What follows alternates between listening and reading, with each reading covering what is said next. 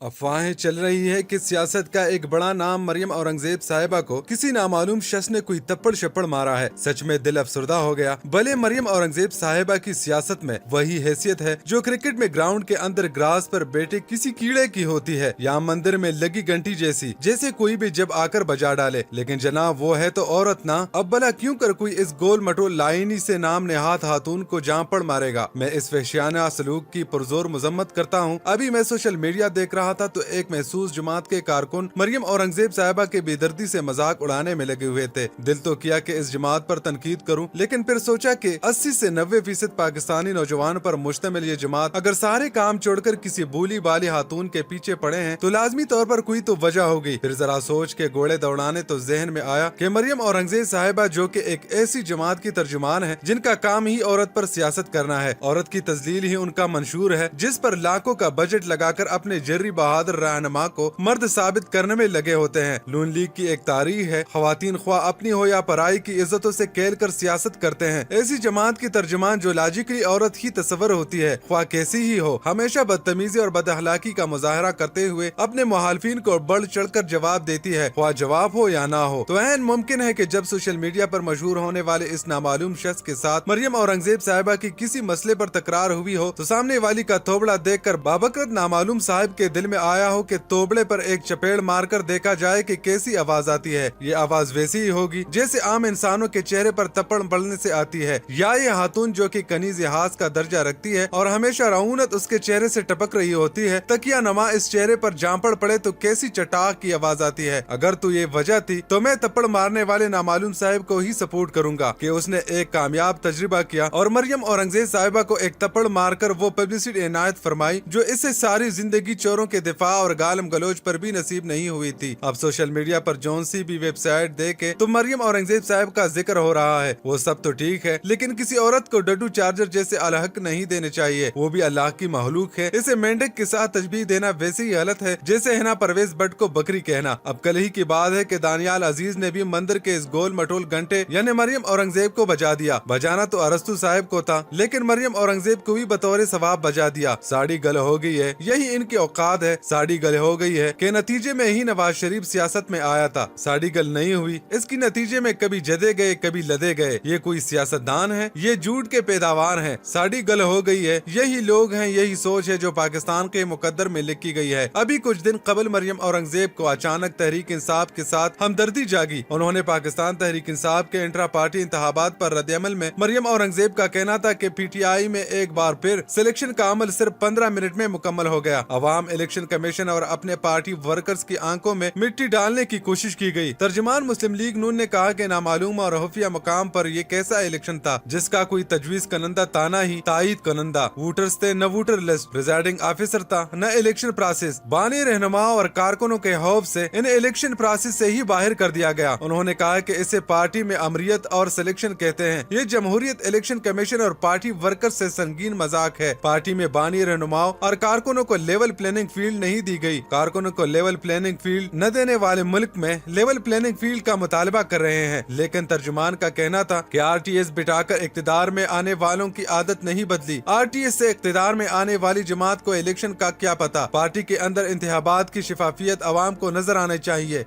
चाहिए। उन्होंने मजीद कहा कि लोगों ने शोर मचा रखा है कि लेवल प्लानिंग फील्ड नहीं मिल रही। उनकी आइडियोलॉजी ही आरटीएस बिठाकर इलेक्शन लड़ना है। ऐसी जमातों का यही हाल होता है जो हाली कुर्सियों का हाल है। अब जरा नून लीग अपनी अदारों पर गौर करे। इनके इंट्रा पार्टी इलेक्शन तो मुझे नहीं याद के कभी हुए भी हो। ना नून लीग ना कोई और जमात में इंट्रा पार्टी इलेक्शन का रिवाज है। सारी जमातों के सरबराहान फैसला करते हैं कि किसको कौन सा ओहदा देना चाहिए, लेकिन चूंकि सारी पार्टियों पर जेल में कैद एक शख्स का खौफ है कि ये बंदा ख्वाह आजाद हो या कैद में हो। अब पाकिस्तानी नौजवान इसके साथ जुड़ चुका है। इंट्रा पार्टी इलेक्शन का रोला डालना इसी वजह से जारी है कि ये लोग बल्ले के निशान से खौफजदा हैं, जो कि इनकी दनाई करने के लिए बेताब है। इसलिए अंपायर से इल्तिजा कर रहे हैं कि माई बाप कुछ भी करे, तहरीक इंसाफ को बगैर बल्ले के बैटिंग करने दे। इनकी जहनियत में ना कभी जमहूरियत थी ना होगी। ये जमात अमरियत और बदतमीजी से शुरू हुई और अभी तक इसी पुरानी डगर पर चल रही है। दानियाल अजीज ने कहा कि इन्हें पार्टी की जानिब से कोई शोकाज नोटिस नहीं मिला। उन्होंने हसन इकबाल के साथ मरियम औरंगजेब पर भी कड़ी तनकीद की और कहा कि मरियम औरंगजेब से पार्टी को जो नुकसान हुआ जल्द उसकी तफसीलात बताएंगे। नून दालियान अजीज ने कहा कि Hasan Iqbal price control committee को चेयर कर रहे थे करते। महंगाई की असल जिम्मेदार पीटीआई थी तो हसन इकबाल ने तहकीकात क्यों नहीं कराई? नून लीग रहनुमा ने मजीद कहा कि